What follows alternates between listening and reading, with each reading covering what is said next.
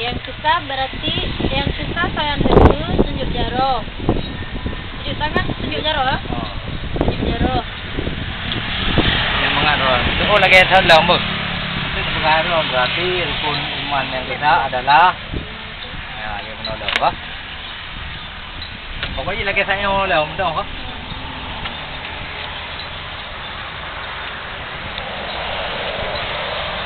Okey, action.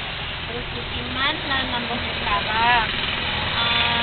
Yang rukun sayang teguh iman kepada Allah. Iman kepada Allah. Berarti rukun iman yang rukun iman kepada Allah. Yang kedua sayang teguh tunjuk jaro. Iman kepada malaikat Allah. Iman kepada malaikat Allah.